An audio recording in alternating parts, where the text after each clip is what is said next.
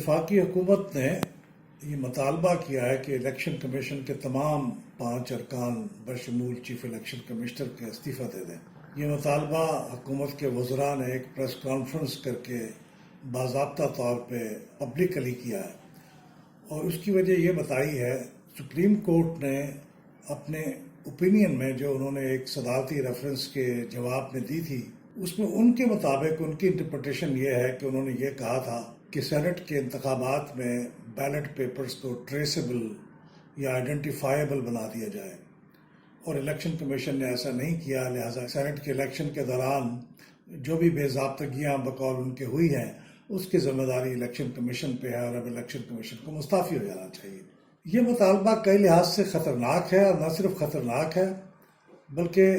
Totally गलत भी है। पहली बात तो ये है कि सुप्रीम कोर्ट की जिस ओपिनियन के बारे में हुकूमत का ख्याल है कि उसमें उन्होंने बैलेट पेपर को ट्रेसेबल बनाने के लिए कहा था, कानूनी माहिरीन की एक बड़ी तादाद का कहना यह है कि सुप्रीम कोर्ट ने ऐसा कुछ नहीं कहा। सुप्रीम कोर्ट ने सिर्फ ये कहा कि सीक्रेसी एब्सोल्यूट नहीं होती और उसके ज़िमन में उन्होंने एक पुराने 1967 के सुप्रीम कोर्ट के फैसले का हवाला दिया, जिसको देखने के बाद पता चलता है कि उसमें कोई ऐसी चीज़ नहीं है जिसकी रूह से बैलेट पेपर्स को आइडेंटिफाइबल बनाने का कहा जा सकता हो। तो लिहाजा ये बिल्कुल डिस्प्यूटेड सी बात है। लेकिन अगर इसके बावजूद वो समझते हैं कि इलेक्शन कमीशन ने खिलाफ वर्जी की है किसी सुप्रीम कोर्ट के डायरेक्शन की, उनके ओपिनियन की, तो वो सुप्रीम कोर्ट से शिकायत कर सकते हैं। उनसे ये कह सकते हैं कि आप अपने हुक्म की, अपनी ओपिनियन की वायलेशन के खिलाफ कोई एक्शन लें। उनके पास ये रास्ता भी आईनी तौर पर मौजूद है कि वो सुप्रीम जुडिशल काउंसिल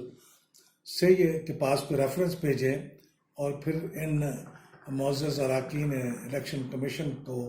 अपने ओहदों से रिमूव करने के लिए दरख्वास्त करें। लेकिन ये खुद फैसला नहीं कर सकते कि इलेक्शन कमीशन सही है या गलत है और उसके खिलाफ क्या तादीबी कार्रवाई होनी चाहिए। याद होगा कि ये इलेक्शन कमीशन कम से कम इसके 3 मेंबर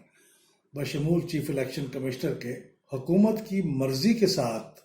और उनकी रजामंदी के साथ अभी तकरीबन 1 साल पहले ही अपॉइंट हुए हैं और चीफ इलेक्शन कमिश्नर तो प्राइम मिनिस्टर इमरान खान साहब की अपनी तजवीज़ पे अपॉइंट हुए और अपोजिशन ने उनकी तजवीज़ से इत्तफाक किया। लिहाजा अगर इतनी इत्तफाक राय से ये 3 लोग हुकूमत की मर्जी से अपॉइंट हुए थे तो उनको 1 साल के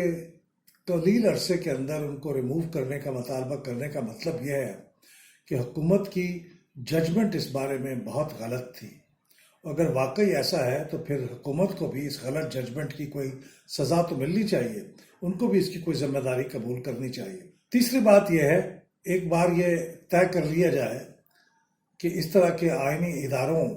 के ख़िलाफ़ इस तरह के मुतालबे किए जा सकते हैं और मुतालबात के नतीजे में उनको हटाया जा सकता है, तो फिर कल को दूसरे आईनी इदारों के बारे में भी ये क्या गारंटी है कि इस किस्म के मुतालबे अगर ये हुकूमत ना करे तो कोई और हुकूमत कर ले, कोई और सियासी पार्टी कर ले।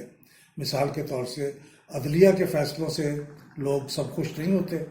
हाई कोर्ट्स हैं हमारे मुल्क में, 5 हाई कोर्ट्स हैं और एक सुप्रीम कोर्ट है, तो उनके फ़ैसलों से भी कोई कल को नाखुश होगा और उसकी अपनी मनमानी ताबीर करेगा,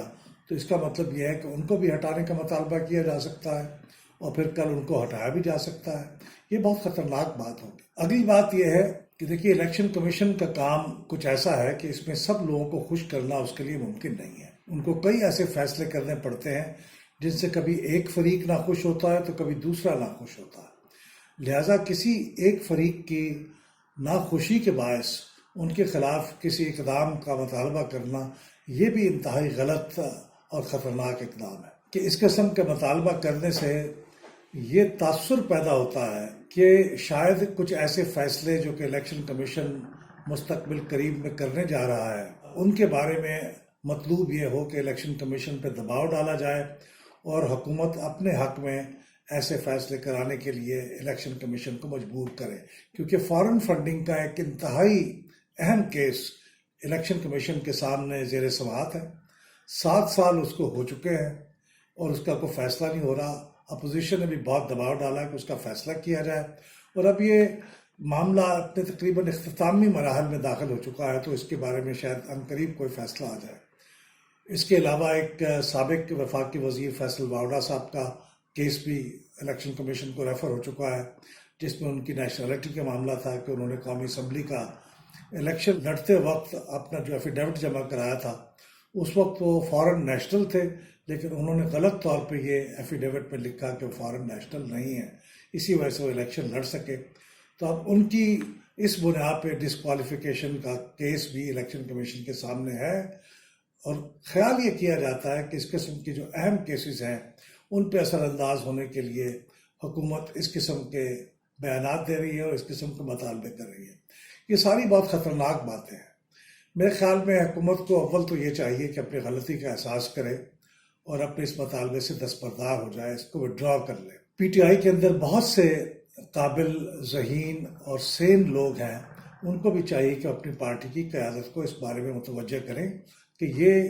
جو سٹینڈ انہوں نے لیا ہے یہ ریزنیبل نہیں ہے۔ اس کے علاوہ ضروری بات یہ ہے کہ تمام سیاسی جماعتیں، چونکہ الیکشن کمیشن پاکستان کا ایک ایسا ادارہ ہے جس کی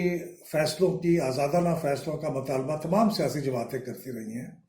تو تمام سیاسی جماعتوں کو چاہیے کہ وہ الیکشن کمیشن کے ساتھ کھڑے ہوں، بلکہ سیاسی جماعتیں ہی نہیں، تمام سول سوسائٹی بھی الیکشن کمیشن کے ساتھ کھڑی ہو اور ان کی حمایت کرے اور ان کی سپورٹ کرے۔ اور اگر یہ ایسا نہیں ہوتا اور حکومت بدستور الیکشن کمیشن کے اوپر الزامات عائد کرتے چلی جاتی ہے، تو پھر میری تجویز یہ ہوگی کہ الیکشن کمیشن بھی اس بارے میں کوئی اقدام کرے۔ ان کے پاس اختیارات ہیں، مثلا الیکشنز ایکٹ 2017 کے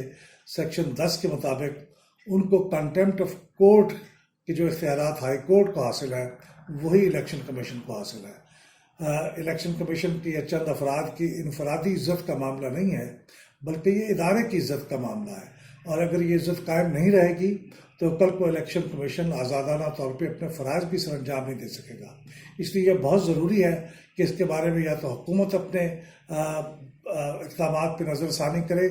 یا سیاسی جماعتیں اس کی سپورٹ کریں، اور پھر الیکشن کمیشن بھی اس کے اوپر کوئی اقدام کرے، جیسا کہ میں نے سیکشن 10 کے تحت کنٹیمپٹ آف کورٹ کے اختیارات کے استعمال کی بات کی ہے۔